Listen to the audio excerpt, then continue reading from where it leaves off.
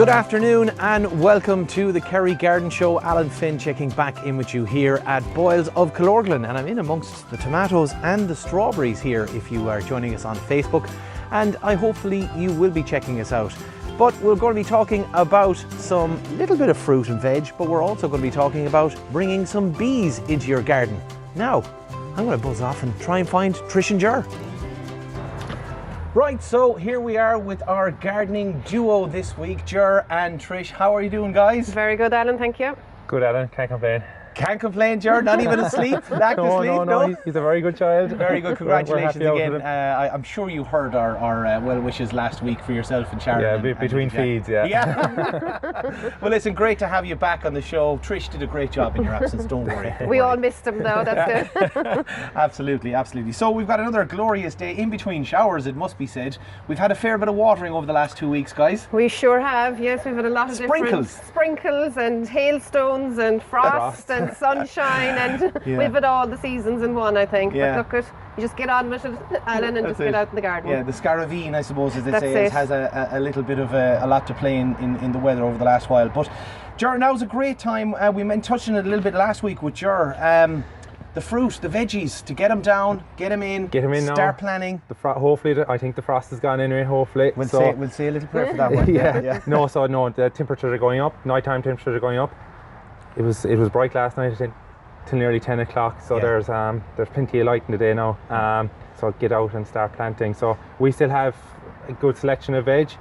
We have our spinach that's in stock now. We have beetroot. I got them down here just underneath me here. I've got some beetroot and some lettuce. So with the beetroot, it's a brilliant plant, very easy to grow. When it comes to harvesting, you wouldn't want it. You want to get it kind of like a tomato-sized beetroot. If you leave it grow any longer than that, the beetroot doesn't taste nice, and you end up boiling it, and it just doesn't. Does it kind of get a bit of kind of rock hard? It does. It's just too hard. It does, stuff, yeah. It? So get it in about a tomato size, and they're brilliant. They're luscious. They're really nice. And with the spinach, the spinach grows rapidly. It grows so fast. Okay. So make sure you pinch it out before it goes to seed. Kind of keep it contained. Keep using it, and it'll keep growing for you. And how do you know when it's about to go to seed? You'll see. You'll see it. Yeah, it'll go very strong, and you'll start to see the spike literally coming up. So it's literally pinch it out, and keep using it. Take a leaf every so often off it, and it'll keep replenishing itself. And that was one question I was going to say, because Trish, you wouldn't want to just grab all the leaves straight away. Just kind of pick them bit by bit, as Jar was saying, even with the beetroot, like small. So once the spinach, the leaf is not too big, because obviously they're better then as well, and they're not as I suppose vinegary looking or whatever, taste-wise or whatever. They go a bit leathery too. Yeah, leathery as well. So keep picking the young leaves, and even if you're not using it, just keep picking it, because it replenishes the leaves better, and the newer and sweeter ones then come on. Yeah, because that does happen a lot, Jar, where actually by plucking it, you're actually doing the plant a favour. You're doing it a favour, and especially at the moment, like the last couple of days, it has been a bit humid as well with the bit between showers, and that's ideal for growing conditions as well. So like when they are growing like that, they will grow rapidly. Like within a week, they'll be quite strong. So just to keep an eye on it.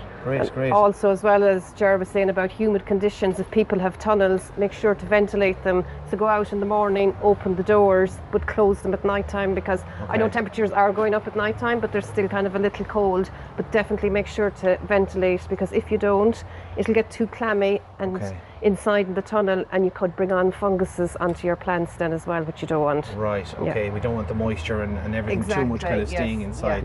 Great. Well, I've got some beautiful colour. It's actually sparkling. It's sparkling in the sun.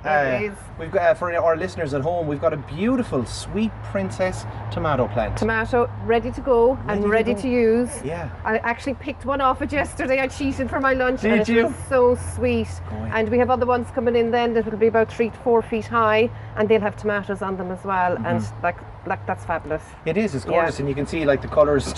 Like there's green ones right at the top, ready to pop. They are ready to go. So they'll be ripening in the next few weeks. And also we have them in hanging baskets as well.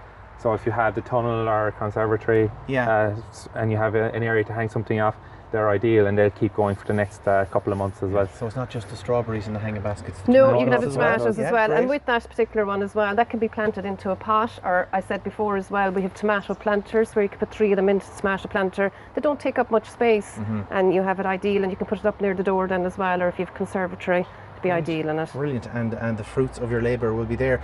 Now we have another.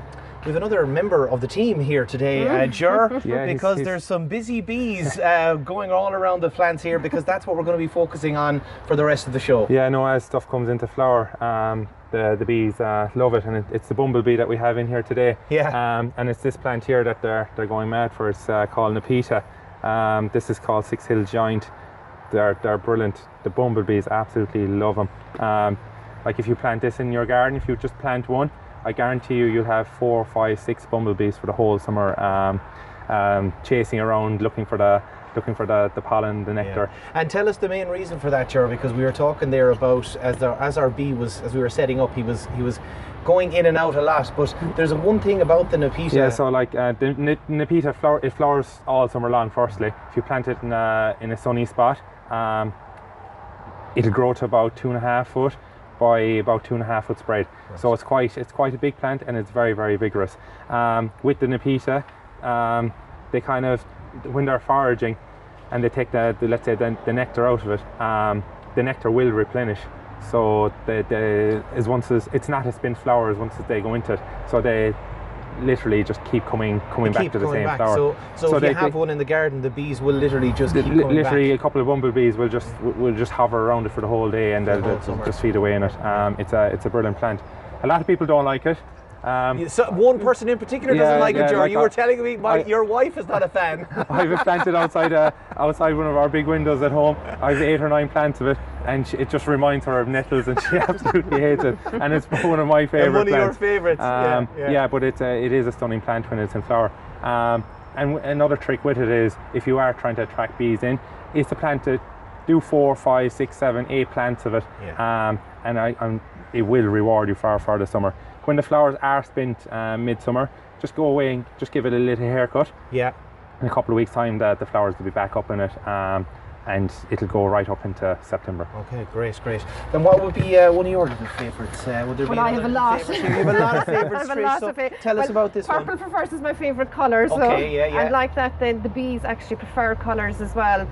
This I found fascinating. Yeah. It's like they're obviously attracted to, number one, the pollen, but the colours make a difference. The colours make a difference as well. So they like kind of the purples, the pinks, the whites, and the yellows. Okay. Now they don't really like the reds, but that's not saying they're not going to come into your garden if you have red in the garden either. They're not that picky. No, they're not that picky, but they just prefer them colours. Yeah. Like this now, like Jared in the pat, it's a perennial. This is a shrub then. So this is an evergreen shrub. It'll keep its leaf all year round. It's a Heebie is the name of it. Oh, the Heebies, and yes, beautiful, because they've got the white along the edge, really. Exactly. When the buds are small, like they're white, and then they open out then into the purple flower. But the bees just absolutely love this. Now they flower from about July up until about October. So like that's with the bees, you're better off to get plants all year round, especially in the spring as well, when they're trying to, after they hibernated and they're coming out, they need replenishing as well. So you're better off with likes of bluebells in the springtime, the tulips, the things like that. The bees love them. And then you have the likes in the pata, then later on in the summer then you've got the Heebie. So you have a constant supply of food for the bees throughout the year, which would be quite important. Another nice one as well then is the perennial wallflower. Oh, that's absolutely fabulous. Not boring at all. No. Not boring like a wallflower, isn't that what they always say? No, definitely not. Again, now a lovely lilac flower on that. These are fantastic for flowering. They flower from practically now, end of May, June, right up until Christmas. And again, as Jared was saying in the pata, once the flower head has died off, just cut it back, and that encourages new buds then to come on it then again and flowers. But they absolutely love that as well. And again, as Jared was saying, just to plant in clumps. There's no point having one plant of something. Okay. Do you know, obviously you'll get more bees into the garden, and people are wondering, why do we need so many bees? Bees pollinate like about 70-80% of our food production. Like we need them, and obviously because there's a lot more chemicals, there's a lot more things killing bees. We need to encourage bees into the garden. Yeah, so it's not just creating a great ecosystem in your garden, but it's better for the environment, it's better for, as you said, food producers. Yes. And also the other flowers in the garden. Yeah, like even if you've got your apple trees or your fruit and they need pollination, if you've plants around it, obviously the better pollination, the better fruit you'll have in your apple trees or plums or whatever. Great. Even the likes of your tomatoes, strawberries, they all need pollination. Okay, so it's all helping everything. If the bees go, they say we're gone within 4 to 5 years. They've always been said that, all right? Yeah, science has said that. Yeah. So yeah, what so you got? that's quite important. So this is the lavender. I know we talk about it quite a lot, but again, it's quite good for the bees. Lovely scent off it. For this area here in Kerry, the English lavender is better suited to us. And this variety that I have in my hand is the Hidcote. Okay. And it's quite a lovely smell off it as well. It's ideal for pots. And again, if you're doing a bed, plant it in 4, 5, 7s, and it'll give a massive impact out in a border. And smell. And a smell. Like we have them in purple, and we have a couple of pinks as well at the moment. And again, when you rub your fingers through it, the smell you get. Yeah, I can actually smell it from here. Yeah, it's quite strong. It's quite strong. Like the French lavender wouldn't have a quite strong scent like that. Okay, so it's the English one, which is better suited. Okay, now that nearly looks like you've got a pot of nettles in your hand. Yes, doesn't it? It does, I suppose. But the flower in this again now, lilac colour as well. But it's absolutely fabulous. But if you wanted something with a bit of height, this is a Verbena borneensis. Can grow anything up to about 5 to 6 feet in height. Oh wow, that's really big. Now the leaf part of it will grow to about maybe 3 feet high, and then a stem comes up out of it, and the flower is up off the top of it. Oh, beautiful! So it's and they absolutely love this. The bees absolutely love it. And again, in the autumn time, don't cut off the dead flowers because the birds actually love picking the seeds out of it.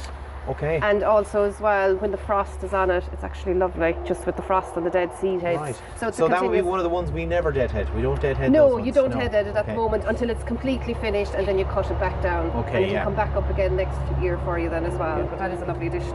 Okay, and because the birds are going at the seed, it will disperse as well throughout the garden. Yeah, so it's one of the plants that kind of, it could end up there and over here, but it's quite nice to see it in your neighbour's garden. And the one thing about bees as well, they like kind of a wild area. So like you've seen there, the Nepeta and the Verbena, they're nettle-like. So it might be no harm if you have an area that you kind of want to go wild. Just leave it grow naturally away and have your daisies and your buttercups and all that growing, because that is valuable food for them as well. Beautiful, beautiful. The one I have in my hand here is a Rigron Sea Breeze. So if you're in a coastal garden, this one is an ideal one. It's like a daisy flower. It's a yellow centre with a pink on the outside. It's a great ground cover. So if you have a bank to cover, this one will take over a metre squared easily. So it's one of the ones that it will actually take over an area for you. Yeah, and it's quite vigorous as well. So within 1 year, you'll have a quite established plant. But again, the bees love this, and if you're in a coastal area, it's a very good plant to have. Now, okay, Trish, now we've changed colour because there was a lot of purples there coming in. I thought I'd better bring in my yellow. A bit of yellow. So this one is great. Again, the bees love it.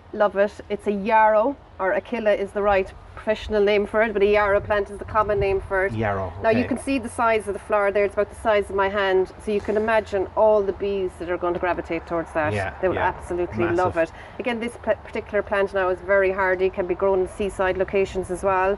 Grows to about maybe 1.5 to 2 feet high, and the same in width as well. Dies down completely in the winter, comes back up, you don't have to do anything with it. Wow, okay, so it's again low maintenance plants are always good. They're always good to have. And like that and now, something that flowers and benefits is such great benefit. It's fantastic. Yeah, and that flowers right up until the autumn time, and it'll be flowering soon because you can see it's full of buds at the moment. It's nearly ready to pop there. It's beautiful, beautiful. So I know we're talking a lot about the bees, but it's nice to have the butterflies in stock in the garden as well. Okay. So this is called a butterfly bush. It's a buddleia. They come in whites, purples and pinks. And again, when these are in flower, the butterflies absolutely love it. When we have them in stock here in the garden centre, we'd have them all grouped together, and literally you put your hand over the buddleia and they'll all come out. You'll get 10, 20 butterflies coming out of it. Okay. They flower kind of July, August, maybe into September. This one here is a dwarf one, so it doesn't grow quite tall, but we also have the ones in stock that can grow 5, 6, 7 feet. And again, they'd grow anywhere. They'll grow in the boot of your car. They grow out. They grow out the on a crack of a wall. They're just brilliant. And they take a good pruning as well every year. They're bulletproof really. But brilliant for the butterfly. And what did you call that one, Ger? Sorry. It's Buddleia. Butterfly bush. Butterfly bush. Okay, and finally now, before we get to our plant of the week, another purple. Another purple. This looks lovely though. This one is for butterflies as well. Another butterfly one. It's Scabiosa, or the pincushion flower. Pincushion. So you could even see it. Yeah, I can understand why people you might looking on Facebook, they can look closely at the petals and everything's like a pincushion, and the butterflies just love this as well. Absolutely love it, and the bees love it as well. Yeah. So literally, you could sit in the back porch, Ger, and you could really enjoy lots of butterflies and bees and everything. Just with the bees as well. If you do see a bumblebee, they're not very aggressive. So if you see it inside the house, just get a glass or some There's or no plastic need to glass. go squashing it. There's no need, because they're very gentle. You could literally go up and literally touch them, and they won't do anything. Yeah, so as you were saying, it's kind of the black honeybees. The black bee, the honeybee would be a bit more aggressive. But the bumblebee, he's very gentle. And I suppose it's good to let the kids know that. They literally can go up them. They're not going to. Very calm. Now, if you're on Facebook, you might be able to see I'm in the middle of a bush. I'm in the middle of a bit of a bush. Ger, you're going to tell me about this one? Another exotic one for you. Exotic, lovely. It's viburnum. The variety of it is Kilimanjaro. Okay. But it's like it is a wedding cake tree. So it layers. So it's wider in the bottom and it kind of narrows in towards the top like a wedding cake. Okay. But it's stunning. It's just coming into flower. Beautiful. Now, lovely white flower on it. Yeah. Lovely beautiful. white. And again, that'll grow to. It can grow to be between 10 and 15 feet. So it'll be kind of more of a feature in the garden if you have a bit of space. So basically it says, it sets out its borders, spreads out wide, and then shoots up over the years as it goes on. Again, like you wouldn't want to be planting another plant too very close. So again, if you are pointing, just make sure you are putting the space between plants. Excellent, brilliant. That has lovely autumn colouring on it as well. It turns a lovely crimson colour in the autumn, and it's absolutely fabulous at that time as well. And again, just so we call it the Kilimanjaro. Kilimanjaro. Or the wedding cake tree. Or the wedding cake tree, right? Either one will definitely get you. So come in here to Boyles of Killorglin, ask, tell, talk about all the things we've just discussed here today, and you'll be able to help them all. Yeah, that's what we're here for. Brilliant, excellent. Well, that is pretty much all we've got time for today, guys. Ger and Trish, thank you so much. Lots of things to think about, ways of getting your garden eco-friendly, get the bees and the butterflies, and of course add some beautiful colour as well too. Thanks very much to everyone here in Boyles, Killorglin. Thank you for listening, and of course remember, you can catch us on Facebook as well if you haven't already been watching the video. Until next time, for myself, Trish and Ger, we'll talk to you, and happy gardening.